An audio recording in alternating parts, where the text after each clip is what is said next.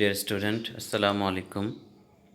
Today we are going to discuss our third chapter, adjusting entries.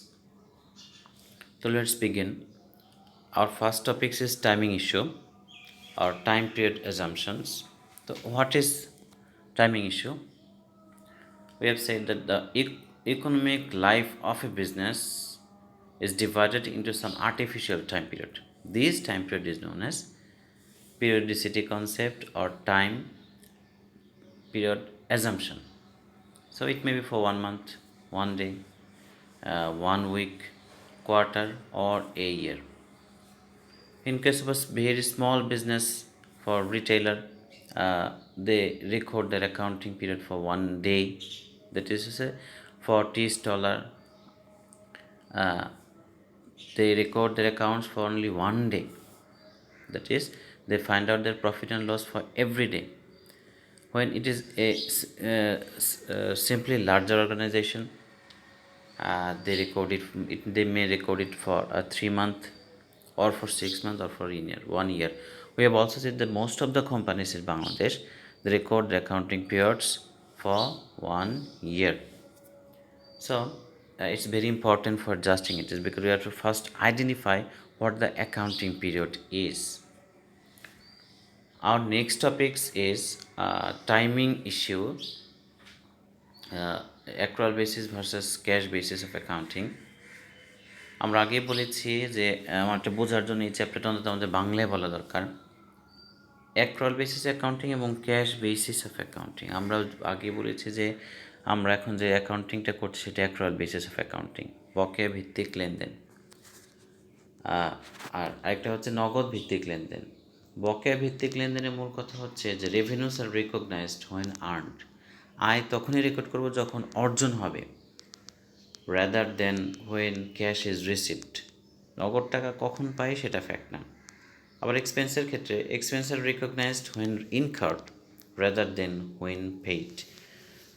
খরচ তখনই দেখাবো যখন ঘটনাটা ঘটলো, কিন্তু নগদ টাকা কখন দিচ্ছি সেটা ব্যাপার না। তো এইটা হচ্ছে অ্যাক্রুয়াল বেসিসের মূল কথা। আমরা অ্যাক্রুয়াল বেসিস বলি আর ক্যাশ বেসিস বলি। অ্যাডজাস্টিং এন্ট্রি মূলত দুটো বিষয় নিয়ে কাজ করে, রেভিনিউ এবং এক্সপেন্সেস। রেভিনিউ এবং expenses. So go next, cash basis accounting. এখানে বলা হচ্ছে revenues are recognised when cash is received. When cash is received. Cash basis উল্টা, ক্যাশ বেসিস বলা হচ্ছে নগদ টাকা পেলেই যখনই পাবো আয়টা ওই মাসেই দেখাবো। আর এক্সপেন্সের ক্ষেত্রে যখন টাকা দিব আয়টা ওই মাসেই দেখাবো। But this is not scientific and this is not accepted by generally accepted accounting principles, gap. যে গ্যাপের যে রুলস আছে সেখানে যেটা অ্যাকসেপ্ট করা হয় না। তাহলে আমরা জানলাম ক্যাশ বেসিস বিজ্ঞানসম্মত না, এটা বাস্তবে রেকর্ড করা হয় না। দু একটা ক্ষেত্রে ব্যতিক্রম হতে পারে, সেই ক্ষেত্রে আমাদের আলোচনা করার দরকার আছে। কিন্তু আমরা ধরে নেব যে সবসময় আমাদের অ্যাক্রুয়াল বেসিস অফ অ্যাকাউন্টিং এটি অনুসরণ করা হয়, যে আয়কে আমরা তখনই দেখাবো যখন অর্জিত হয়েছে, কিন্তু কখন পাচ্ছি সেটা বিষয় না। ঠিক তেমনি ব্যয়কে আমরা তখনই দেখাবো যখন এটা ঘটেছে, কখন টাকা দিচ্ছি সেটা আমাদের বিষয় না। আমরা যাই দুটো রুলসের কথা এখানে বলা হচ্ছে। রেভিনিউ রিকগনিশন প্রিন্সিপাল, আয়কে কখন দেখাবো? ওই আগের কথাই যে revenue should be recognised when it is earned, যখন অর্জন হবে তখনই আমরা এটাকে দেখাবো, কিন্তু যখন টাকা কখন পাবো সেটা বিষয় না। দ্বিতীয় প্রিন্সিপাল দেখছি আমরা matching principal, let the expenses follow the revenue. Matching principal মানে হচ্ছে যে যখন যে ব্যয়টা হচ্ছে, যখন যে আয়টা হচ্ছে তার পিছনের যে ব্যয়, এই ব্যয় এবং এই আয়কে অ্যাডজাস্ট করতে হবে। একটা ব্যয়ের সাথে অন্য আয় বা আরেকটা আয়ের সাথে অন্য ব্যয় অ্যাডজাস্ট করা যাবে না। আমরা এটা বলেছিলাম আমাদের ক্লাসে গল্প করতে গিয়ে, ট্রিপল ডিপার্টমেন্টের ছেলেরা বিজনেস ডিপার্টমেন্টের হোটেলে খেতে আসছে। তো ভালো কথা, সেখানে তাদের বিল করেছে মাত্র 3,000 টাকা। আর স্টুডেন্ট আর ওটা খরচ হয়েছে তাদের পেছনে, টোটাল খরচ হয়েছে ধরে নাও যে 2,500 টাকা। তাহলে 500 টাকা হচ্ছে প্রফিট। 500 টাকা কি প্রফিট, 2,500 টাকা খরচ, মোট তাদের কাছে বিল করেছে 3,000 টাকা। তাহলে এই ম্যাচিং প্রিন্সিপাল মানে হচ্ছে এই 2,500 টাকা, 3,000 টাকা থেকে 2,500 টাকা বাদ দিতে হবে। অন্য কোনো লেনদেনের সাথে এটা অ্যাডজাস্ট করা যাবে না, যোগ বিয়োগ করা যাবে না। ঠিক আছে, ওকে। আমরা এর পরের টপিক্সে যাই। The basics of adjusting entries. Adjusting entry আসলে কী, এটা আমি বাংলায় জন্য বলছি কারণ ইংরেজি বলতে গেলে সবাই অনেকে বুঝবে না, কথাগুলো ক্লিয়ার হবে না। তো adjusting entries, I have said in our last classes that adjusting entries are those entries which are required uh, to calculate the proper profit and loss for an accounting period. তাহলে সঠিক আয় এবং ব্যয়কে দেখানোর জন্য যে এন্ট্রিগুলো প্রয়োজন, সাধারণত এটা অ্যাকাউন্টিং পিরিয়ডের শেষের দিনে করা হয়, একটা ডেট থাকে, তো তাকে আমরা বলবো অ্যাডজাস্টিং এন্ট্রি। আমরা বলেছি যে নর্মাল এন্ট্রি নির্দিষ্ট একটা ডেট থাকে, এক একটা যখন যে ডেট হবে তখন সেই ডেটে রেকর্ড করব, কিন্তু অ্যাডজাস্টিং এন্ট্রির একটা মাত্র ডেট থাকে, একটা ইন দ্য অ্যাকাউন্টিং পিরিয়ড। এটা যদি এক মাসে আমাদের অ্যাকাউন্টিং পিরিয়ড হয় তাহলে হতে পারে ওই মাসের শেষ তারিখে সবগুলো রেকর্ড করব। তো অ্যাডজাস্টিং এন্ট্রি হচ্ছে কমনা বিষয় না, কমনা বিষয় না, যা দরকার ছিল তাই দেখানো। ওকে, অ্যাডজাস্টিং এন্ট্রি এইটাই হচ্ছে আমাদের মূল কথা। এবার আসে types of adjusting entry. We have said there are 4 types of adjusting entries. Adjusting entry 4 প্রকার। অ্যাডজাস্টিং এন্ট্রি 4 প্রকার। নাম্বার 1 প্রিপেইড, প্রিপেইড এক্সপেন্স, অগ্রিম খরচ। অগ্রিম খরচ, কালারটা আমি ব্লু করে দিয়েছি আমাদের বোঝার জন্য। প্রিপেইড এক্সপেন্স মানে অগ্রিম খরচ। অগ্রিম খরচ কি? হ্যাঁ, আমি যদি আগে টাকা খরচ করে ফেলি, যেমন আমরা বলেছি প্রিপেড ইন্স্যুরেন্স, আমরা এক মাসের অ্যাকাউন্টিং পিরিয়ড কিন্তু 1 বছরের জন্য টাকা দিয়েছি, এটা আমাদের অগ্রিম খরচ। পরে আমরা বিস্তারিত যাব। নাম্বার 2 আনআর্নড রেভিনিউ, অনার্জিত আয়। আনআর্নড রেভিনিউ, অনার্জিত আয়, এটা হচ্ছে অগ্রিম আয়, আয় উপার্জন হওয়ার আগে যদি টাকা পেয়ে যাই। Number 3 accrued revenue. Accrued revenue মানে হচ্ছে অনাদায়ী আয়। অনাদায়ী আয়, আমার আয় হয়েছে কিন্তু এখনও টাকাটা পাইনি। 4 নাম্বার অ্যাক্রুড এক্সপেন্স, বকেয়া খরচ। খুব সহজ, খরচ করেছি টাকা দেইনি, খরচ করেছি টাকা দেইনি, ঘর ভাড়া বকে আছে, বিদ্যুৎ বিল বকে আছে, সবই তো আমাদের থাকা হয়েছে কিন্তু আমরা দেইনি। তো এই 4টা আমরা যদি ভালো মতো পড়ি তাহলে আমাদের অ্যাডজাস্টিং এন্ট্রি ক্লিয়ার হবে। আমরা আরও বলেছি যে অ্যাডজাস্টিং এন্ট্রি হচ্ছে আমাদের আমাদের এই চ্যাপ্টার, বাকি যে চ্যাপ্টারগুলো তার মূল ভিত্তি। এই চ্যাপ্টারটা আমরা পরিষ্কারভাবে বুঝতে পারলে আমরা আশা করব খুব ভালো রেজাল্ট করবে এই কোর্সে। তো ওকে, আমরা এখন 4টা সংক্ষেপে আলোচনা শুরু করে দিই। প্রথমেই হচ্ছে আমাদের নাম্বার 1 প্রিপেড এক্সপেন্স, অগ্রিম খরচ। অগ্রিম খরচ কোন কোন ক্ষেত্রে হয়? দেখা যাচ্ছে যে ইন্স্যুরেন্স দিচ্ছি, বিজ্ঞাপন দিচ্ছি, অগ্রিম ঘর ভাড়া দিচ্ছি, তারপর ডিপ্রিসিয়েশন, এটাও আমাদের একটা অগ্রিম খরচের মধ্যেই। তো আমরা শুরু করে দিই, এইটুকু আমরা বুঝবেন। আমরা একটা উদাহরণে চলে যাই। এখানে দেখা যাচ্ছে একটা উদাহরণ দেওয়া আছে। নাম্বার 1 জানুয়ারি 1 তারিখে 12,000 টাকা 12 মাসের জন্য আমরা বিমা দিয়েছি, ইন্স্যুরেন্স দিয়েছি। তো এটা নর্মাল এন্ট্রি কী হবে? জানুয়ারি 1 তারিখে আমাদের নগদ টাকা চলে গেল, এই জন্য ক্যাশ ক্রেডিট। আর একটা অগ্রিম খরচ, অগ্রিম খরচ হচ্ছে একটা সম্পদ, প্রিপেড এক্সপেন্স। আমি এখানে দেখতে পাচ্ছি যে বোথ আর asset accounts, prepaid insurance debit, cash account credit. তাহলে এটা হচ্ছে নর্মাল এন্ট্রি। পাশাপাশি আমরা নিচে দেখছি খুব সংক্ষেপে লেজার করা। লেজারে দেখতে পাচ্ছি প্রিপেড ইন্স্যুরেন্সের ব্যালেন্স জানুয়ারি 1 তারিখে 12,000, ক্যাশ অ্যাকাউন্ট চলে গেল, কমে গেল, ক্রেডিট ব্যালেন্স 12,000 টাকা। এটা হচ্ছে পুরো 1 মাসের, 1 বছরের, কিন্তু আমরা হিসাব করছি এখানে আমাদের অ্যাকাউন্টিং পিরিয়ড হচ্ছে 1 মাস। তাহলে এটা হচ্ছে নর্মাল এন্ট্রি, এটাতে আমাদের কোনো টাকা কম বেশি হবে না, যা টাকা আছে তাই হবে। আর অ্যাডজাস্টিং এন্ট্রি যখন আমরা করবো, অ্যাডজাস্টিং এন্ট্রি আমরা আগেই বলেছি it is prepared at the end of accounting period. Adjusting এন্ট্রির তারিখ কবে হবে? ওই মাসের শেষে, জানুয়ারি 31 তারিখ, যেহেতু এটা জানুয়ারি মাসে 1 মাসের জন্য আমাদের অ্যাকাউন্টিং পিরিয়ড।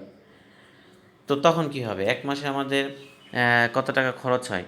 12 মাসে যদি হয় 12,000 টাকা, 1 মাসে হবে 1,000 টাকা। সুতরাং আমাদের এখন 1,000 টাকার জার্নাল দেখাতে হবে, এটার নামে অ্যাডজাস্টিং এন্ট্রি। তো এখন আমরা কী করব? Journal insurance expense debit, prepaid insurance credit. এই জার্নালটা হচ্ছে আমাদের অ্যাডজাস্টিং এন্ট্রি। এন্ট্রি যদি আমরা না করতাম তাহলে আমাদের একটা খরচ দেখানো হতো না। তো খরচের নাম কি? খরচটা যেহেতু আগে রেকর্ড করা হয়নি, এখন আমরা নতুন করে রেকর্ড করছি। খরচের নাম হচ্ছে ইন্স্যুরেন্স এক্সপেন্স। এই আইটেমটা আগে ছিল না, এটা একটা এক্সপেন্স, কারণ আমরা জানি ইন্স্যুরেন্স একটা এক্সপেন্স। কিন্তু আমরা যদি অ্যাডজাস্টিং এন্ট্রি না করি তাহলে আমাদের এই খরচটা দেখানো হতো না। তাতে কী হতো? খরচ না দেখালে আয় ব্যয় ঠিক মতো দেখানো হতো, প্রফিট অ্যান্ড লস কম দেখানো হতো। আর প্রিপেড ইন্স্যুরেন্স একটা সম্পদ, আগে ছিল 12,000 টাকার সম্পদ, এখন 100 টাকা, 1,000 টাকা কমে গেল, তাহলে এখন হচ্ছে কত? 11,000 টাকা। তো এটাকে আমরা অন্যভাবে বলেছিলাম যে গোলা ভরা ধান, যে সারা বছর 12,000 টাকার ধান খাই, প্রথমে 12,000 টাকার ধান কিনে রাখলাম। সেক্ষেত্রে জার্নাল ছিল আমরা বলেছি prepaid insurance account, debit to cash account. আর এক মাস শেষে যেহেতু এক মাসের ধান কমে গেল, সুতরাং সম্পদ কমে গেল। সম্পদ বাড়লে আমরা বলেছিলাম ডেবিট, কমলে হচ্ছে ক্রেডিট। এই জন্য প্রিপেড ইন্স্যুরেন্সে 1,000 টাকার ক্রেডিট হলো। আর ইন্স্যুরেন্স এক্সপেন্স নতুন করে খরচটা দেখাচ্ছি, যেটা আমি এক মাসের খাওয়া খাইলাম, এই জন্য এটা হচ্ছে আমাদের ডেবিট।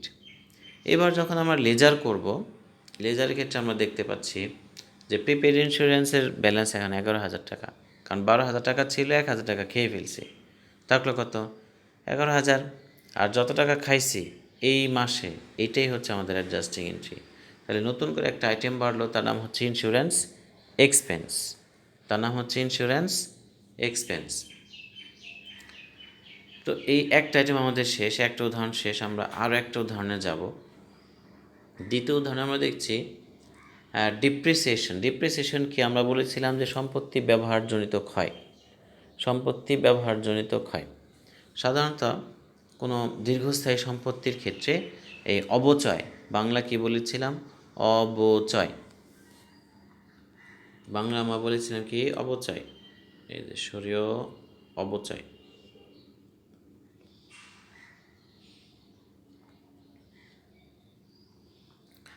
বাংলা বলেছিলাম অবচয়। তো এক্ষেত্রে এই ডিপ্রিসিয়েশনের ক্ষেত্রে আসলে মূলত পুরো সম্পত্তিটাকে আমাদের ভাগ করে দেওয়া হয়। যেমন একটা এখানে উদাহরণ দেওয়া আছে, জানুয়ারি 1 তারিখে আমাদের প্রতিষ্ঠানের নাম আমরা বলেছি ফোনিক্স কনসাল্টিং, 24,000 টাকা দিয়ে একটা মেশিন কিনেছে, যেটা 20 বছর যাবে। কয় বছর? 20 বছর। ওকে, তাহলে যখন কিনলাম তখন যাবেটা কী হবে? এটা কিন্তু নর্মাল এন্ট্রি। জানুয়ারি কবে কিনছি? এটা আমরা এটা কিনেছি জানুয়ারি 1 তারিখ, তখন যাবেটা কী হবে? Equipment account debit, cash account credit. কারণ একটা সম্পত্তি বাড়লো আর নগদ একটা সম্পত্তি, নগদ টাকাটা চলে গেল। ঠিক আছে, তাহলে আমরা লেজারের ক্ষেত্রে নিচে দেখতে পাচ্ছি যে ইকুইপমেন্ট 24,000 টাকার ব্যালেন্স থাকলো ডেবিট, আর ক্যাশ চলে গেল 24,000 টাকা। ওকে, এটা হচ্ছে আমাদের পুরো টাকাটা, 20 বছরের টাকাটা একবারে দেখাইছি, কিন্তু আসলে তো আমরা প্রতি মাসের হিসাব। আমাদের এই অঙ্কে ফোনিক্স কনসাল্টিং আমাদের প্রতিষ্ঠানের নাম, আর আমাদের টাইম পিরিয়ড হচ্ছে 1 মাস। সুতরাং 1 মাসে কত হয়? 24,000 টাকা 20 বছরে, তাহলে আমরা দেখতে পাচ্ছি 1 বছরে হয় 1,200 টাকা। 1 বছরে আমাদের ওই সম্পত্তি চার্জ, 1 বছরের খরচ হলে 1,200 টাকা, 1 মাসে হচ্ছে 100 টাকা। সুতরাং এই যে 100 টাকাটা আমাদের একটা খরচ, এটা কিন্তু একটা খরচ, অদৃশ্য খরচ। ডিপ্রিসিয়েশনকে বলা হয় অদৃশ্য খরচ, দেখা যায় না। আমরা যে ফার্নিচার, যে অ্যাসেটগুলি ব্যবহার করি, সেগুলো একটা একটা অবচয় আছে, ক্ষয় হয়, কিন্তু ক্ষয়টাকে দেখা যায় না। আমরা গত ক্লাসে বলেছিলাম যে টিউবওয়েল চাপতে চাপতে ওই টিউবওয়েল হাতলটা ক্ষয় হয়ে যায়, তারপর অথচ সেগুলো লোহার তৈরি। আমাদের মানুষ, আমাদের নরম হাত, তারপরেও এই লোহা ক্ষয় হয়ে যায়। তো ওকে, আমরা তাহলে অ্যাডজাস্টিং এন্ট্রি দেখতে পাচ্ছি যে depreciation expense debit, accumulated depreciation credit. Depreciation debit, accumulated depreciation credit. এটা আমাদের একটু মনে রাখতে হবে, কারণ এটা এখন বুঝতে গেলে আমাদের একটু সময় লাগবে। শুধু এটা ডিপ্রিসিয়েশন এক্সপেন্স একটা খরচ, খরচ বাড়লে ডেবিট, আর একুমুলেটেড ডিপ্রিসিয়েশন একটা ফান্ড। এই খরচের বিপক্ষে প্রফিটে কিছু অংশ আমি আলাদা ফান্ড করে রাখছি, যাতে করে 20 বছর পরে যে টাকাটা জমবে, এই টাকা দিয়ে আমরা আবার একটা সম্পত্তি কিনতে পারি। এটাই হচ্ছে ডিপ্রিসিয়েশনের আমাদের মূল কাজ। এবার যাই আমাদের তো ওকে আমাদের প্রথম অংশ শেষ। প্রথম অংশ বলেছিলাম আমরা অগ্রিম খরচ কীভাবে আমরা নর্মাল এন্ট্রি করব and how to show it the adjusting entry. I have said just is now. তো let's begin to our second adjusting entry. দ্বিতীয়টা ছিল আমাদের unearned revenue. I have marked it with green color to understand our second topics. Unearned revenue বোঝাই যাচ্ছে অগ্রিম আয় টাকা আগে পাইছি, কাজ করব পরে। কোন কোন ক্ষেত্রে হয়, যেমন ঘর ভাড়া অগ্রিম পেয়েছি, অনেক কিছুই হতে পারে। ওকে, আমরা এটার উদাহরণের এক্সাম্পলে চলে যাই, কারণ এক্সাম্পল না দিলে আমরা বুঝবো না। এখানে আমরা দেখতে পাচ্ছি যে আমাদের ফোনিক্স কনসাল্টিং ফার্ম আমাদের নিচের তলা আরকাডিয়া হাই স্কুলকে ভাড়া দিচ্ছে, একটা স্কুল ভাড়া, একটা হাই স্কুল আমাদের বাসা ভাড়া নিয়েছে। সবার নিচে বাসা ভাড়া হচ্ছে 8,000 টাকা। তার 3 মাসের ভাড়া আমাদের অগ্রিম দিয়েছে। কবে দিছে? জানুয়ারির 1 তারিখে। জানুয়ারির 1 তারিখে 3 মাসের অগ্রিম ভাড়া পেয়েছে। সেক্ষেত্রে আমাদের জাবেদা কী হচ্ছে? ক্যাশ অ্যাকাউন্ট ডেবিট, অগ্রিম পাইছি। আর আনআর্নড রেন্ট রেভিনিউ, এটা আমাদের জন্য একটা দায়। তাহলে একটা সম্পদ বাড়লো ক্যাশ অ্যাকাউন্ট ডেবিট, আর একটা দায় বাড়লো আনআর্নড রেন্ট রেভিনিউ, অগ্রিম আয়। অগ্রিম আয় হচ্ছে আমাদের জন্য একটা দায়, মনে রাখবো। আয়ের অগ্রিম মানে দায়, অগ্রিম আয় হলে এটা আমাদের জন্য একটা দায়। তাহলে জাবেদা হচ্ছে ক্যাশ অ্যাকাউন্ট ডেবিট আর আনআর্নড রেন্ট রেভিনিউ 24,000 টাকা ক্রেডিট। তো আমরা অ্যাডজাস্টিং এন্ট্রিতে দেখতে পাচ্ছি, নর্মাল এন্ট্রি দেখতে পাচ্ছি ক্যাশ আমাদের বাড়লো 24,000, আর সাথে সাথে একটা দায় বাড়লো। দায়টা কত টাকার দায়? 24,000 টাকার দায়। যত মাস যাবে দায়টা আস্তে আস্তে কমবে। 1 মাস যাবে দায় একটু 8,000 টাকা কমবে, এইভাবে কমতে হবে। এখন আমরা অ্যাডজাস্টিং এন্ট্রিতে যাই। তো অ্যাডজাস্টিং এন্ট্রি আমরা বলেছি it prepare at the end of accounting period. এখানে আমরা দেখছি জানুয়ারি হচ্ছে অ্যাকাউন্টিং পিরিয়ড। সবগুলো কী হবে? অ্যাডজাস্টিং এন্ট্রি সবগুলো হবে জানুয়ারি 31 আমাদের এই অঙ্কের জন্য। তো জার্নাল কী হচ্ছে আমরা দেখি, unearned rent revenue. Unearned rent revenue দায়টাকে কমে গেল, 1 মাস শেষে আমাদের দায়টা কমে গেল। আমরা বলেছি দায় বাড়লে ক্রেডিট আর দায় কমলে ডেবিট। সুতরাং আনআর্নড রেন্ট রেভিনিউ হচ্ছে ডেবিট, আর rent revenue credit. Rent revenue credit, unearned rent revenue debit, rent revenue credit. আমরা অ্যাডজাস্টিং এবার ব্যালেন্স দেখি। রেন্ট রেভিনিউ নতুন করে আসলো, এটা একটা আমাদের আয় 8,000 টাকা। আর দায় আগে ছিল 24,000 টাকা, 1 মাস শেষে 8,000 টাকা দায় কমে গেল। এখন দায় আমাদের হচ্ছে 1 মাস শেষে 16,000 টাকা দায় থেকে গেল। এখান থেকে আমরা এটা দেখছি, আমরা যদি এই অ্যাডজাস্টিং এন্ট্রিটা না করতাম, এই অ্যাডজাস্টিং এন্ট্রি না করলে আমাদের যে ঘর ভাড়া একটা আয়টা দেখানো হতো না। কারণ হচ্ছে আমাদের যে প্রথম জার্নাল, এখানে কোনো আয় নাই। এখানে একটা হলো অ্যাসেট বেড়েছে আর একটা দায় বেড়েছে, সুতরাং এখানে কোনো আয় নাই। এর জন্যই আমাদের সঠিক আয় দেখানোর জন্য আমাদের অ্যাডজাস্টিং এন্ট্রি করতে হলো। অ্যাডজাস্টিং এন্ট্রিতে আমরা রেভিনিউ নতুন করে দেখাচ্ছি রেন্ট রেভিনিউ ক্রেডিট, আর দায়টা আমাদের কমে গেল 8,000 টাকা। এই জন্য দায় বাড়লে হয় ক্রেডিট, দায় কমলে হয় ডেবিট। তাহলে আনার রেন্ট রেভিনিউ কী হয়ে গেল? আমাদের ডেবিট হয়ে গেল। তো এর সাথে সাথে আমাদের দুটো এক্সাম্পল শেষ। আমরা 3 নম্বরটায় যাই, adjusting entries for accrued revenue. এটা হয় সাধারণত রেন্ট, ঘর ভাড়া একই ক্ষেত্রে। অ্যাক্রুড রেভিনিউ মানে অনাদায়ী আয়। অ্যাক্রুড রেভিনিউ মানে কি? অনাদায়ী আয়, যে আয়টা আমরা এখনও পাইনি, পাবো, কিন্তু আমার অর্জন হয়েছে। অর্জন হয়েছে। আমরা যাই আমাদের উদাহরণে চলে যাই, ডিরেক্ট উদাহরণে চলে যাই। আচ্ছা, আজকে আমরা এই পর্যন্ত রাখছি। আমাদের ক্লাস আজকে এই পর্যন্তই। আগামী ক্লাসে ইনশাল্লাহ আমরা বাকিগুলো দেখব। হ্যাঁ, আমরা ক্লাস শেষ করে দেওয়ার চেষ্টা করবো আগামী ক্লাসে ইনশাল্লাহ। তো আজকে আমরা সময় নিচ্ছি, এখানে শেষ।